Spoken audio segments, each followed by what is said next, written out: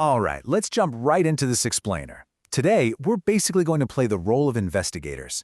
We're uncovering the true self, the one that's usually buried way down deep beneath the social masks that people wear every single day.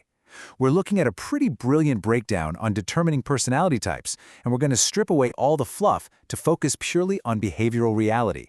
So if you've ever felt like you totally misjudged someone, or honestly, if you just want a much sharper lens for viewing human interaction, you are definitely in the right place.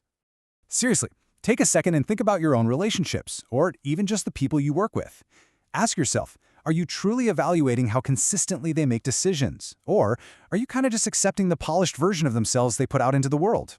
It's a really tough question. We interact with dozens of people daily, and our brains, well, they love taking shortcuts. We just drop people into neat, comfortable little boxes based on super brief, superficial interactions. But as we're going to see, those boxes, yeah, they are almost always completely wrong. Because there is this massive, glaring contrast between our stated identity and our revealed identity. Think about what people say. This is our idealized self-image. It's just human nature to tweak our behavior to meet social expectations and actively mask the stuff we don't like about ourselves. It's like pretending you absolutely love hiking on a terrible first date, or faking this total zen attitude during a massive office meltdown. But then look at what people actually do. This is the revealed identity. And this only emerges when pressure and uncertainty start to literally crack that social mask. That gap between what's said and what's done, that's exactly where the truth of human behavior lives. To solve this mystery today, we're following a quick 6-step blueprint. We'll start with the illusion of personality, decode behavior systems, map out psychological layers, spot patterns in the wild, identify our blind spots, and finish up with the probabilistic human. Kicking things off with Section 1, the illusion of personality and moving beyond superficial labels. First things first, we've got to toss out this myth that popular personality tests and those static self-descriptions give us the absolute truth. Personality isn't just a noun. It's not some fixed identity label you wear on a name tag. It's actually a dynamic, behavior-based system. Think of it as a stable pattern cluster. What that means is personality is defined by what stays stable when the situation changes around a person. It's really not about how someone acts on a perfect sunny Tuesday when everything's going their way, right? It is entirely about consistency over time. Do they repeatedly make the same types of decisions? Do they react emotionally the same way when they're challenged? That consistent pattern cluster, that is their actual personality. Moving right along to Section 2, decoding the behavior system, basically building out our investigator's toolkit. Getting an accurate read on someone is absolutely not a one-and-done event. It requires tracking repeated situations over a surprisingly long horizon. You might catch some behavioral outputs in the first few weeks, sure, but it takes months of clustering those patterns and mapping trait stability before you can genuinely accurately make a personality inference. And this is exactly why snap judgments fail so spectacularly. If you judge someone by a single interaction, you aren't seeing their personality. You're literally just capturing a momentary mood or a temporary reaction to whatever specific room they happen to be standing in. So what are the signals we're actually looking for? Well, especially when stress acts as a pressure valve, there are 4 clear giveaways to who someone really is. First up, watch their decision consistency. Do they repeat similar choices under comparable constraints? Second is their stress response pattern. When things go completely sideways, do they get aggressive? Do they withdraw? Do they lean heavily into logic? Or is there just a total emotional collapse? Third is their social style. Are they dominant, cooperative, or avoidant? And finally, risk response. Do they crave control, take calculated risks, or just act on pure impulsivity? Keep an eye on these 4 areas and you'll have a profound predictive advantage. Which brings us to Section 3, the 3 psychological layers, or what we can call the human operating system. Think of this as the engine under the hood.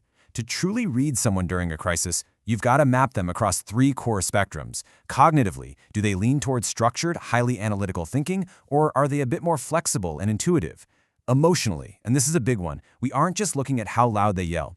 We're looking at emotional volatility versus stability, and crucially, their recovery speed from stress. Like how fast do they actually bounce back? Finally, socially, do they tend toward dominance and independence, or compliance and this really deep dependency on external validation? Mapping someone across these 3 spectrums gives you almost X-ray level insight into their behavioral operating system. All right, Section 4, spotting patterns everywhere, specifically looking at high-stakes applications. And the crazy thing is, this stuff literally applies everywhere. Whether we're modeling cybersecurity access anomalies or evaluating military command structures under heavy fire, identifying these stable patterns grants a massive predictive advantage. In financial trading, a trader's true risk personality only really shows its face during extreme market volatility.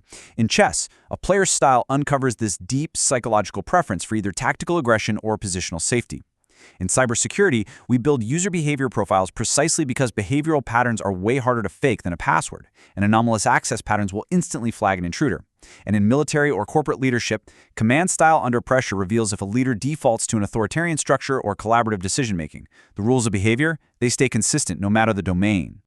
But we do have to be careful. Section 5. When analysis fails, looking at our blind spots. Because even the sharpest investigator can totally fail here. To avoid blowing your analysis, you can't base it on an isolated behavior instead of a long-term pattern cluster. First off, you must observe behavior across diverse environments. If you only ever see your coworker in the office, well, you only know their office personality. Next, separate temporary emotional states from stable traits. Please don't confuse someone having a completely terrible, stressful week with an inherently volatile personality. And finally, always track actual decision patterns instead of relying on what they say about themselves. If you skip these counter strategies, you are guaranteed to misinterpret temporary context shifts or cultural differences as permanent personality signals. And finally, Section 6, the probabilistic human. This is a bit of a ruthless critique of how we usually do things. Here is the big warning label for this entire framework. Relying on rigid categories is a fast track to some terrible confirmation bias.